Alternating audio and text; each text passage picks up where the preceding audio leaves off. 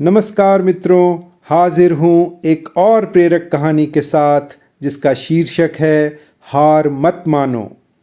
एक बार की बात है, एक जगह दो मेंढक रहते थे।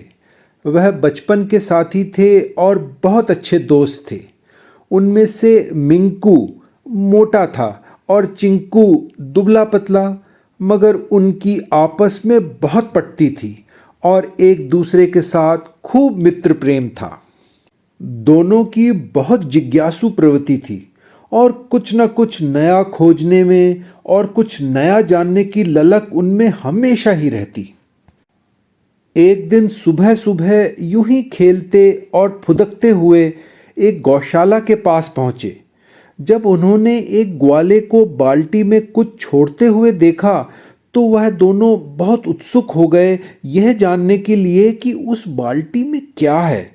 वह तुरंत फुदक कर उस बाल्टी के समीप आ गए, मगर बाल्टी बड़ी और ऊंची होने के कारण उसके अंदर क्या है वह देख नहीं पा रहे थे। उनकी उत्सुकता इतनी बढ़ गई कि एक लंबी छलांग लगाकर वह बाल्टी के अंदर कूद गए। बाल्टी आधी से ज़्यादा दूध से भरी हुई थी। वह उसमें तैरने लगे। ऊपर चढ़ने की कोशिश की तो बाल्टी अंदर से चिकनी होने के कारण वह वापस दूध में गिर जाते। लाख कोशिश के बाद भी वह बाहर नहीं निकल पा रहे थे और दूध में ही तैरने लगे।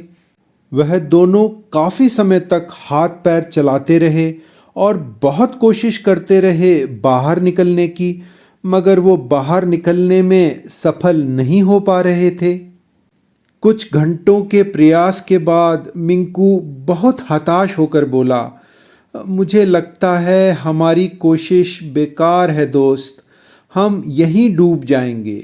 मुझे नहीं लगता यहाँ कोई भी आएगा हमें बचाने। यह प्रयत्न किसी काम का नहीं है, ना ही मुझे कोई चमत्कार होने की उम्मीद है। चिंकू ने कहा, तुम हताश मत हो, मुझे विश्वास है कि हम यहाँ से निकल जाएंगे। बस तुम हाथ पैर चलाते रहो दोस्त, कोई ना कोई ज़रूर हमें बाहर निकाल लेगा।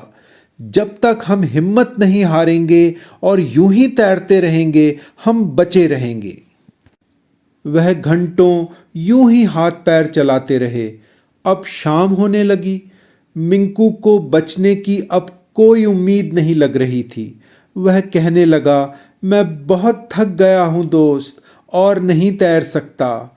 उसने हार मान ली थी और हाथ पैर चलाने बंद कर दिए। वह धीरे धीरे डूबने लगा। मगर चिंकू ने दोस्त का हाथ पकड़ लिया और दुगनी क्षमता के साथ हाथ पैर चलाता रहा और अपने दोस्त को भी जैसे तैसे सतह पर रखने में सफल हो रहा था।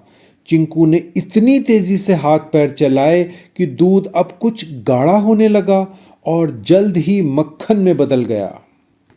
यह देखकर मिंकू में भी अब नई आशा की किरण जागी और एक नए जोश और हिम्मत के साथ दोनों ने ऊंची छलांग लगाई और बाल्टी के बाहर आ जाते हैं। दोनों की खुशी का कोई ठिकाना नहीं था।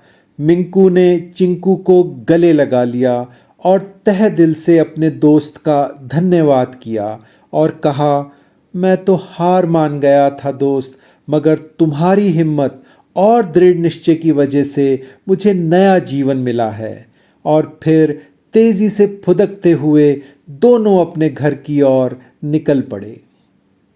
मित्रों, जीवन में हमें कई कठिन परिस्थितियों से गुजरना पड़ता है, मगर हमें और भी दृढ़ और मजबूत बनना है उनका सामना करने के लिए।